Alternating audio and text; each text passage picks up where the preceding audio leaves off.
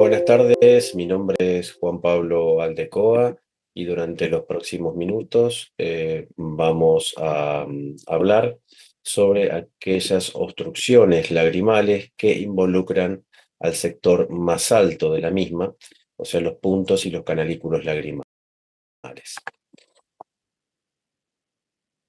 Bien, como todos sabemos, el sistema lagrimal consta de dos aparatos distintos. Uno que es un sistema excretor, está formado por las glándulas lagrimales, tanto principales como accesorias, y que van a producir la lágrima, que va a lubricar la superficie ocular y van a ser drenadas por el sistema excretor, que está formado por los puntos canalículos, saco lagrimal, conducto lacrimonasal, y van a desembocar en la fosa nasal. Las obstrucciones lagrimales altas van a ser aquellas que afecten a la zona más próxima a la conjuntiva, o sea, puntos y canalículos lagrimales. Y estas estructuras pueden ser afectadas tanto por traumatismos que pueden cortar o lacerar los canalículos lagrimales, el sector del párpado que se encuentra más vulnerable porque está ahuecado por los canalículos lagrimales, las malposiciones palpebrales que hacen que tanto puntos como canalículos no estén en la posición correcta, aquellas alteraciones de estrechez que generan canaliculopatías estenosantes más o menos severas, generadas por a veces afecciones virales, hay cepas de adenovirus y herpes virus que pueden producir estos cuadros, las medicaciones tanto tópicas como sistémicas y que generan cuadros muchas veces de pseudopenfigoide, entre ellas hay una medicación que es el 5-fluoracilo que también puede generar este tipo de afectaciones de estenosis lagrimales altas, las enfermedades autoinmunes que todos conocemos y cada vez hay más frecuentes los casos de penfigoides oculares cicatrizales o aquellas reacciones medicamentosas como el Steven Johnson o aquellos pacientes que reaccionan ante un cuadro de inmunodepresión como la de enfermedad injerto contra huésped. Cuando tenemos estenosis o edema de puntos lagrimales, los plaques perforados pueden ser una de las opciones a colocar en los pacientes, y cuando ya vemos que existe una estrechez que afecta también a los canalículos lagrimales, los stents monocanaliculares son una de las opciones con las cuales contamos. Este es un video que muestra el implante de uno de estos monostents. Llamamos monostent porque van a dilatar básicamente a un solo canalículo lagrimal. Vienen con un tutor metálico que vamos a introducir dentro del punto y el canalículo lagrimal. Fíjense cómo rectificamos al canalículo inferior y cómo verticalizamos para introducirlo dentro del conducto lacrimonasal. Este caso, en este video, lo que intenta mostrar es la importancia que tiene el monitoreo endoscópico nasal, ya que se puede ver en este caso cómo se genera una falsa vía en la vía lagrimal al introducir el monostem. En vez de salir a nivel de la válvula de Hasner, vemos cómo emerge a nivel del conducto membranoso de la vía lagrimal. Y esto es un error dejarlo colocado en esa posición. Entonces, una vez que identificamos la válvula de Hasner, que es esa hendidura que vemos en ese lugar, vamos a evaluar y vamos a monitorear que el stent vaya en la dirección correcta y quede colocado en el meato y saliendo a nivel del meato inferior. El tutor metálico nos permite hacer la progresión de ese elemento de silicona que es bien flexible y lo vamos a colocar y después vamos a calzar el extremo conjuntival del monostem a nivel del punto lagrimal, como hacemos con cualquiera de estos tutores. Este esquema básicamente muestra la importancia que tiene entre identificar los dos procedimientos más interesantes, más claves de la vía lagrimal, que es la dacrioscistorrinostomía, que básicamente está indicada en aquellos pacientes que presentan obstrucciones bajas de la vía lagrimal, que se encuentran por debajo del saco lagrimal, y es una cirugía en la cual se va a realizar un bypass entre el saco lagrimal y la vía aérea o la mucosa nasal a través de una osteotomía de un agujero que vamos a realizar a nivel de la pared intersinuso nasal, justo a nivel de la cabeza del cornete medio. En este caso, se produce esa comunicación entre saco y fosa nasal, y esto permite el drenaje lagrimal, desfuncionalizando todo lo que es la parte inferior de la vía lagrimal, que es el conducto lacrimonasal.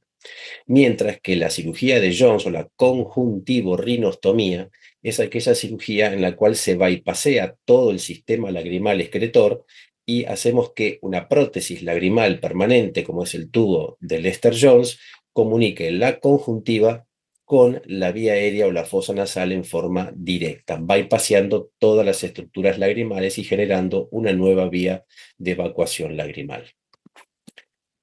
Durante mucho tiempo hemos realizado este tipo de cirugía, la cirugía de conjuntivorrinostomía o cirugía de Jones, a cielo abierto, haciendo una incisión muy similar a la que se hace en la dacreocistorrinostomía, pero en la cual íbamos a introducir y vamos a monitorear en forma directa la entrada de la prótesis lagrimal del tubo de Jones que vamos a colocar a nivel de esa osteotomía.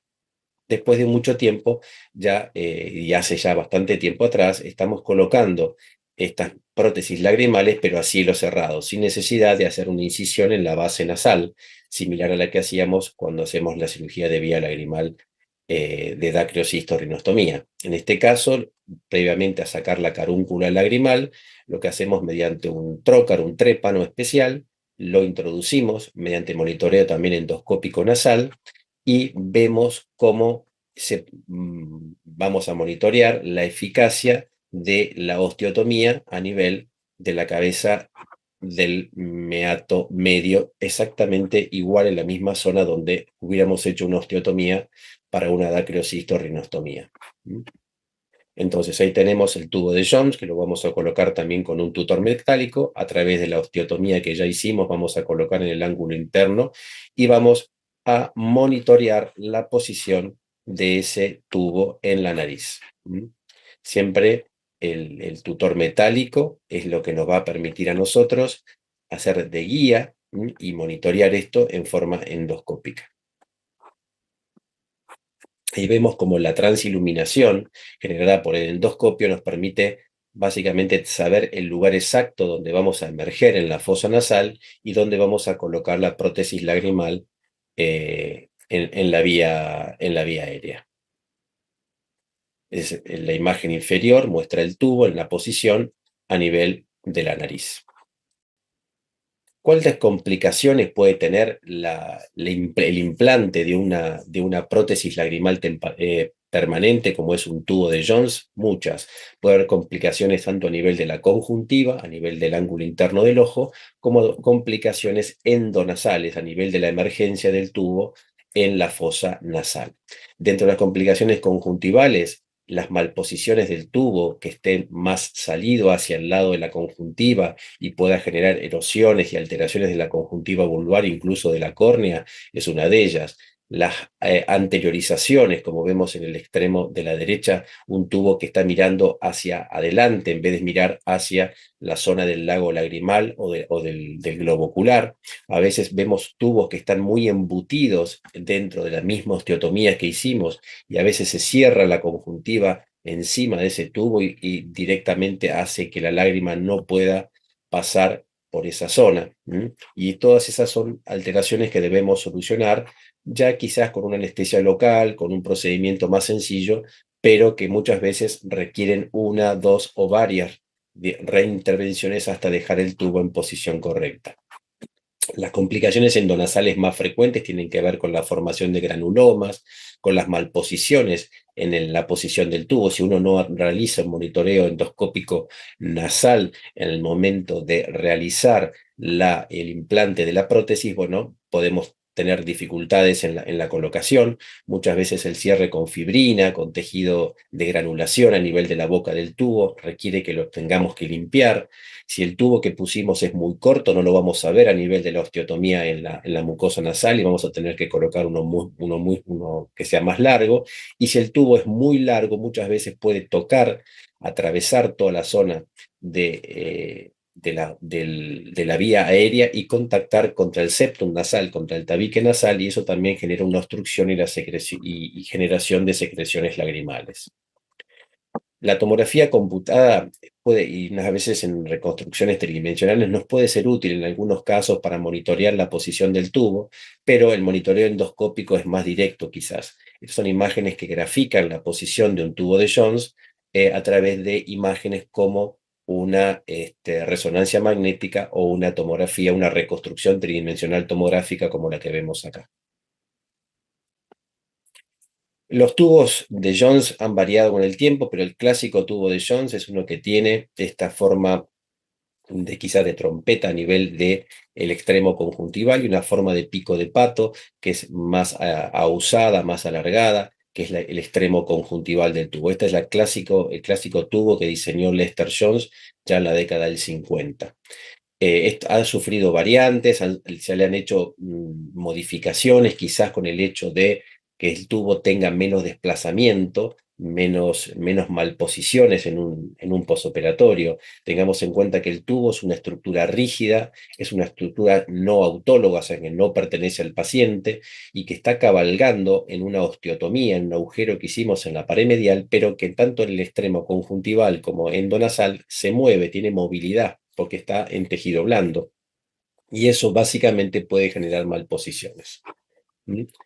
Se han intentado otras opciones. El tubo de Materó es un tubo de silicona que es más flexible. No sé si silicona o medio un plástico un poquito más flexible. Y eso es un tubo que queda muy bien colocado en el posoperatorio, pero hemos visto con las colocaciones posteriores que se llena de fibrina y adquiere ese material, hace que se pegue mucho más cantidad de gérmenes quizás en la zona y genere un cuadro más de obstrucciones posoperatorias que muchas veces ha requerido el recambio directamente por una prótesis de Pirex o de vidrio como la del tubo de Jones clásico. Esta es una de las últimas generaciones de los tubos de Jones, se llaman Stop Loss, de una marca muy conocida que fabrica estas prótesis. Tiene una variante que es esa especie de aditamento como una pollera de silicona que tiene en el extremo conjuntival con la finalidad de que el tubo no tenga la posibilidad de retrotraerse hacia el lado conjuntival y no exponerse hacia la conjuntiva. ¿Sí? Este tubo viene con una serie de colocadores que tienen varias líneas que permiten, una vez que uno coloca ese set de prueba, saber qué dimensión y qué longitud de tubo tiene que colocar. Esto permite colocar ese dispositivo, que lo ponemos con un tutor metálico, y en la parte inferior tiene varias rayitas que vamos a poder monitorear en cuanto a la distancia y en cuanto a la longitud de ese tubo que colocamos. Ahí vemos cómo con el monitoreo endoscópico nos ayuda siempre a visualizar el lugar exacto donde tenemos que colocar, la inclinación y la orientación, habitualmente es de unos 15-20 grados con respecto a la línea horizontal, que es la posición en la que tiene que ir el tubo para que haya un drenaje adecuado de la lágrima. Y en este video podemos ver una conjuntivo-rinostomía filmada desde el principio. Ahí vemos la transiluminación y cómo con un trépano, después de haber hecho la resección de la carúncula lagrimal, vamos a romper el unguis, que es el huesito lagrimal, la parte bien fina. Tenemos que tener en cuenta que si vamos muy anteriores vamos a encontrar la cresta lagrimal anterior, que es extremadamente dura y no vamos a poder perforarla. Tenemos que ir un poco para atrás y ahí sí romper ese hueso muy papiráceo, muy finito que es el unguis, y una vez que emergemos en la fosa nasal, protegiendo siempre las estructuras de la línea media, como es el septum nasal y la mucosa, para que no haya sinequias y no haya como si fueran simbléfaros endonasales, digamos, que contacten, vamos a ver la emergencia del trépano y vamos a ampliar esa osteotomía. ¿Sí? Este es un trépano que tiene forma como si fuera una sonda acanalada, y uno lo puede girar y de esa manera ampliar la zona de la osteotomía para que el tubo pase con comodidad. Una vez que hicimos eso, vamos a colocar el probador que dijimos antes. Esta es una especie de dilatador que colocamos inicialmente y después viene el colocador, el que tiene las rayitas milimetradas, y vamos a poder verlo endonasalmente y saber qué tipo de longitud de tubo tenemos que colocar, y de esa manera, en un procedimiento después sencillo, vamos a medir y vamos a colocar la prótesis. La prótesis ponemos primero un tutor metálico y vamos a colocar el tubo que lo vamos a pasar, nos va a servir de guía el tutor metálico para la introducción de la prótesis lagrimal, que como vemos ahí emerge en la fosa nasal. Una vez que lo tenemos localizado, la prótesis adentro de la nariz, vamos a hacer varios movimientos como para colocarla y después vamos a verificar la permeabilidad de la misma mediante la introducción de gotas en el fondo de saco conjuntival, y es interesante ver cómo esas gotas se van a drenar, cómo hay un sistema de capilaridad que hace que pase, y vamos a ver el drenaje a nivel endonasal como vemos en esa imagen bien clara. Esa es la posición correcta, ese es el meato medio, ese es el cornete medio, donde está anclada la zona de la osteotomía, donde emerge el tubo de Jones. Lo que está hacia la derecha es el septum nasal, y ahí estamos dejando en perfecta posición la prótesis lagrimal. Bien, esta es una cirugía de recambio, de un reemplazo de una prótesis de Jones, en el cual un paciente por algún motivo ese tubo o era corto o largo o no tenía una buena filtración. Hemos decidido reemplazarlo. Colocamos igual siempre ese tutor metálico que nos permite sacar la prótesis y cuidarla sin que se rompa, porque ese vidrio no debe lastimarse, y lo reemplazamos por uno que quizás sea o un poco más corto o más largo de acuerdo a la necesidad de ese paciente. Tenemos que colocarlo con cuidado, a veces hay que hacer una maniobra bastante de presión, pero muy controlada para poder poner el tubo, y una vez que lo dejamos en posición correcta, hacemos nuevamente las maniobras, lo anclamos. Muchas veces hay que anclar el extremo conjuntival con una sutura de nylon que se puede anclar para que el tubo no sufra desplazamientos en el posoperatorio inicial. Esta es una práctica habitual, digamos, que hacemos para que el extremo conjuntival quede anclado a la zona del ángulo interno y permita un drenaje adecuado, ¿sí? Esa sutura se hace como una lazada local y se fija al ángulo interno o al párpado inferior o al párpado superior, de acuerdo a cómo queramos que el tubo quede colocado. Y verificamos la permeabilidad igual que lo hicimos con el procedimiento que mostramos anteriormente.